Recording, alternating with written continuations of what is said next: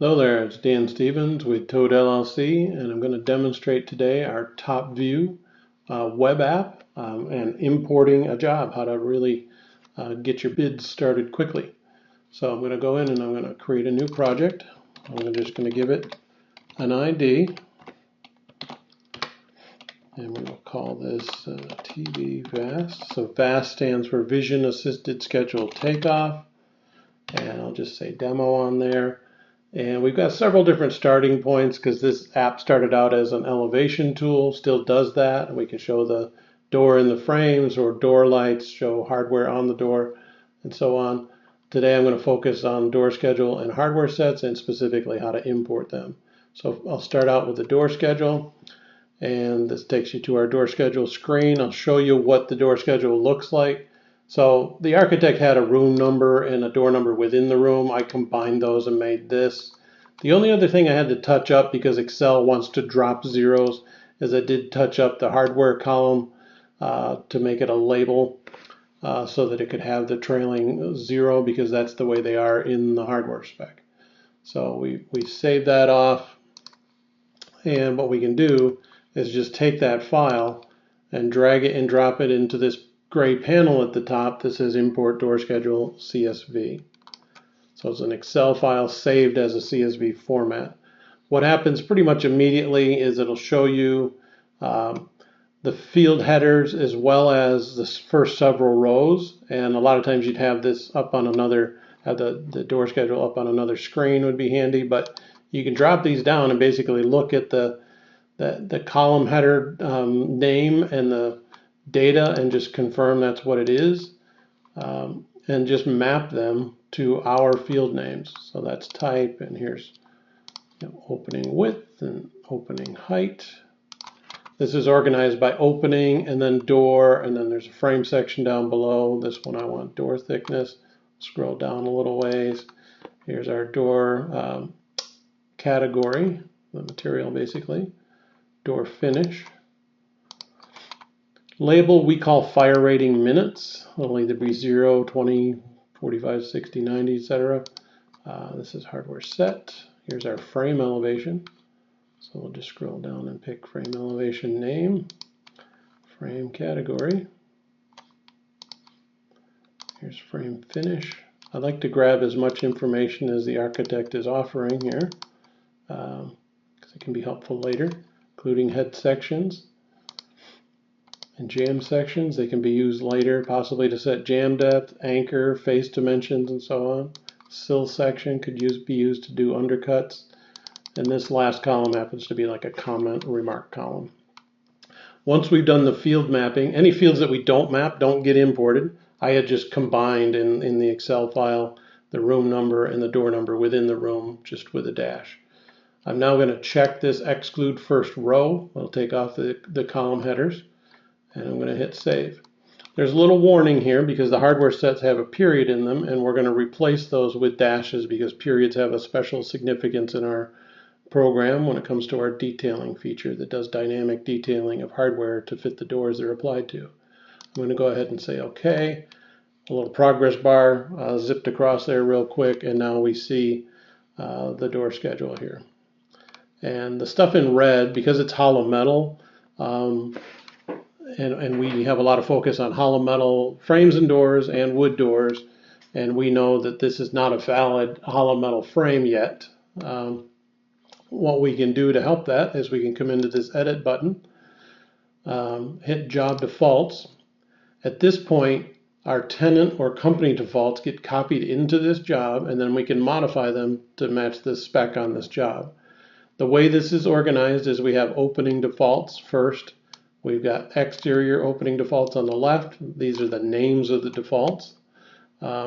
And a bunch of different properties. So I'm doing curries on this job, but it could be Steelcraft, it could be anything. As I scroll down, actually let me scroll back up. I'm going to hit this button right here. So when I mouse over this, it says apply to openings. I'll do these as we go. So it just applied all those to the openings that were there. There were 47 of them.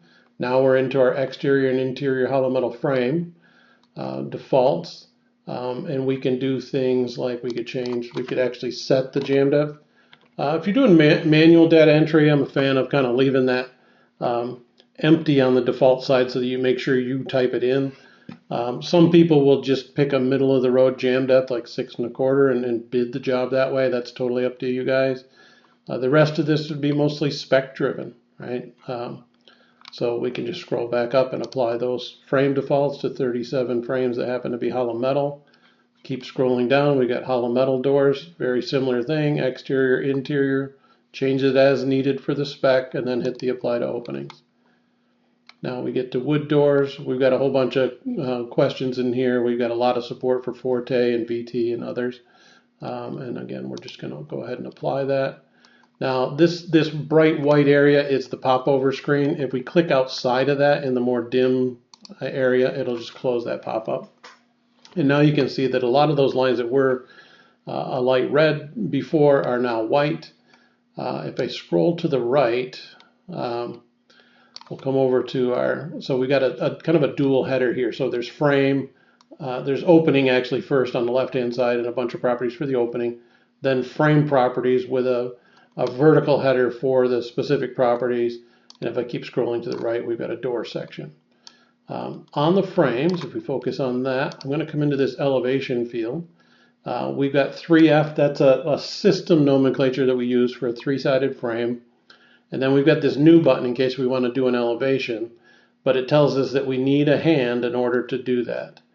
So one of the things that we can do is we could come back over, and again, this would be for estimating.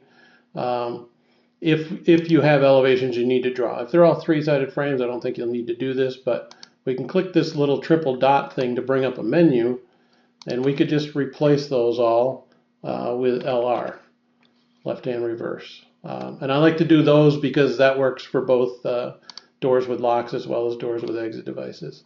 It just confirms that it did it, and you can see that they all have LR in there now. And if we, I just clicked something. Let me go down to the scroll bar here, and we'll go back into that 1A here. And now the new elevation button is enabled. This is not necessary. This step would not be necessary if you're exporting this to one of our partner systems. You could actually stop at this stage and just push that over there and then draw the elevation in that partner system.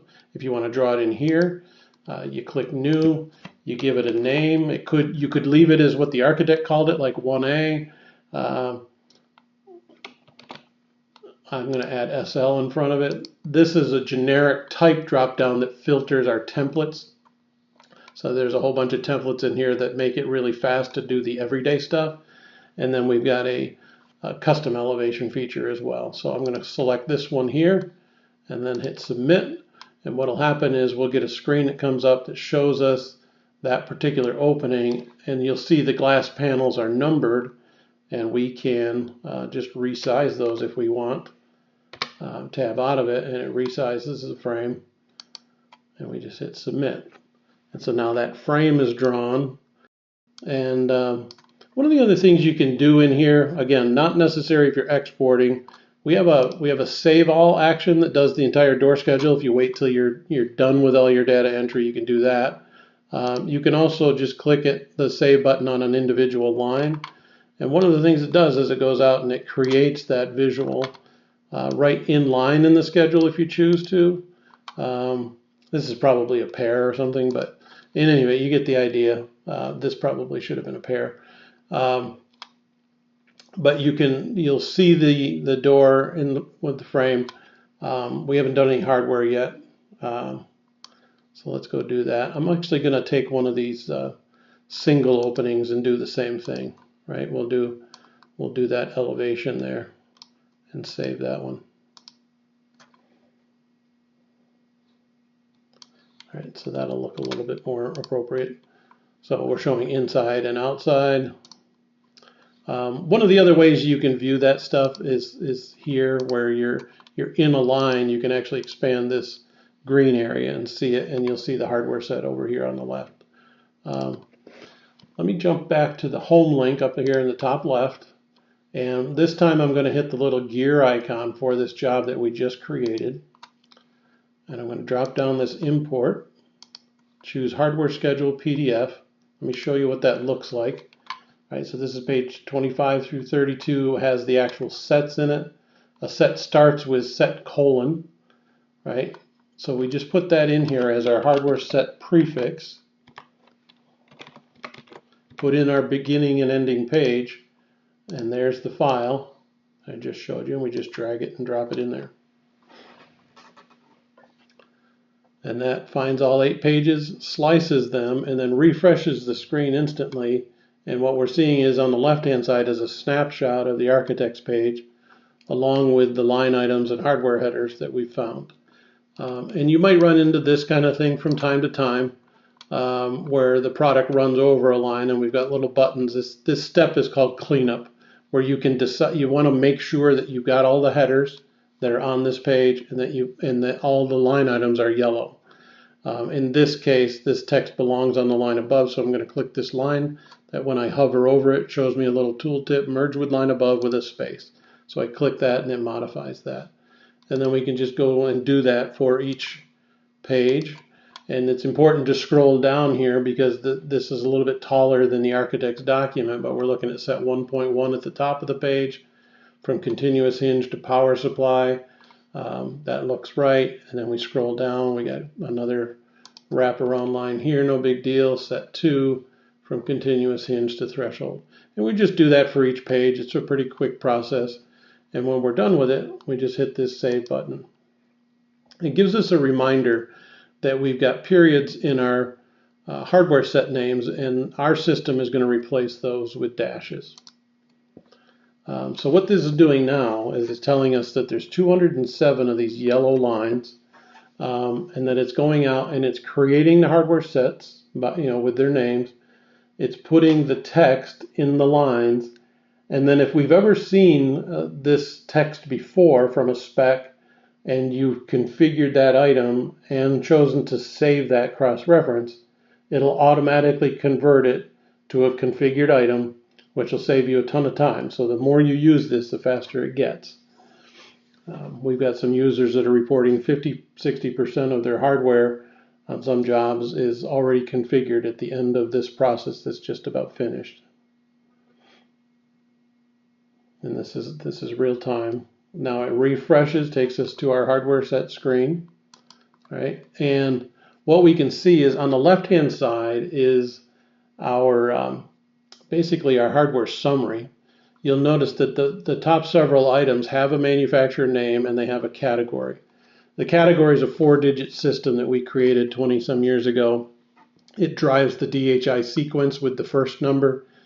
The rest of it has to do with preps and or descriptions. So like a 6000, we know that's a kick plate. There's some additional fields that we can hit when we expand this. But so we've got a list of unique items that it found. If they had been previously configured, they're shown up here, and the rest of them are left as TBD, to be determined, and 9000, which is our miscellaneous code. On the right-hand side of the screen, you'll see the list of hardware sets. So we've got hardware set 1-0. You'll also notice this right here. So what this is showing us, this is actually an expando thing. And when we click it, we can see all 5 openings already wired up, right? So we've imported doors, we've imported hardware sets and products, and we've wired the hardware sets to the doors. And we do that as an expando because you could have 300 doors in there. And at that point, it'd be so long that you'd forget what hardware set you were on. But as we scroll, you can see additional hardware sets. And you'll see some that already have a description and a manufacturer because those are the ones over on the left at the top that have already been configured. So it swapped those out everywhere that they were used in every hardware set.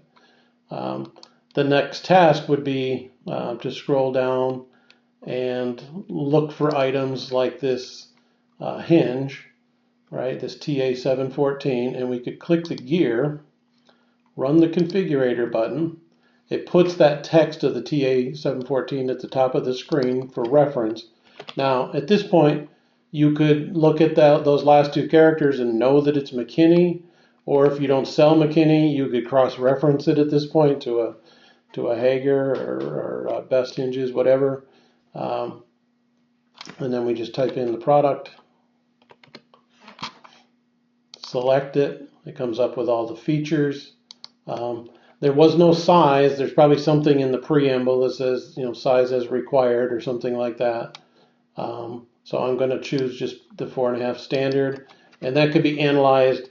After you get everything built out, you'd want to take a look at the hardware schedule, and if the spec says to use a 5-inch hinge on wide doors, then you'd want to change it on some of them. So there's our hinge. When we're done configuring the product, we hit Get Price. It goes out, fetches the price, and then we could put in pricing here. We can also do it later once we have the entire job with list pricing. We can do it on one screen, which on a bigger job, I think that's the way to go. You hit Submit. This is where you get the option to save it. This is up to you, right? The tech spec did not have a size in it, so you may want to say no. In fact, on this one, I'm going to say no. This is an extra screen that if you're exporting this to a partner system may not be relevant, but it drives our dynamic sizing and all that. If you want to resize your kick plates, sweeps, thresholds, and weather strip and such, we can do that. Different types of hardware will have these different things turned on based on our category IDs. But you can optionally turn other ones on. So like frame and door category are never turned on by default. But if you're doing a kind of job where your closers or exit devices are on a mix of metal doors and wood doors, and you want to communicate that to the hardware manufacturer so they change the fasteners, you could simply click those, run our detailing process, and it would append the frame and door category to the piece of hardware, and it will make as many sub-hardware sets as needed to cover that and make dynamic products as well.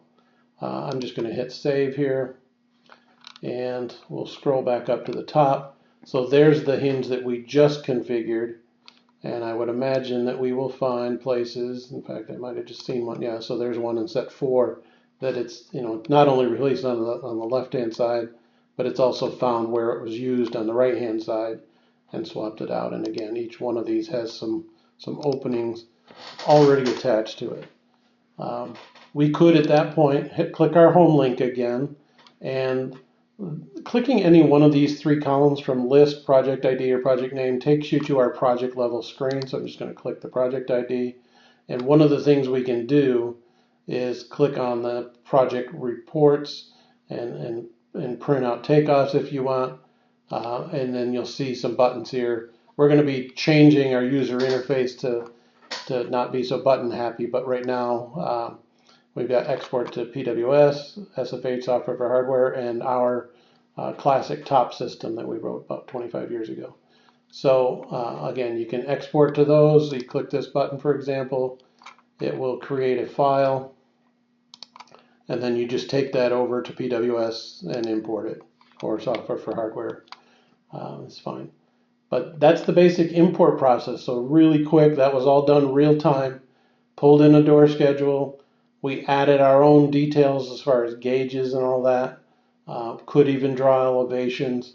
And for example, if we click on the elevation, now we're starting to see all that with a list of materials there. Now we've got everything that you need to bid, basically, and all exportable to any one of our partner systems that uses our hardware configurator. So thanks for your attention. Appreciate it.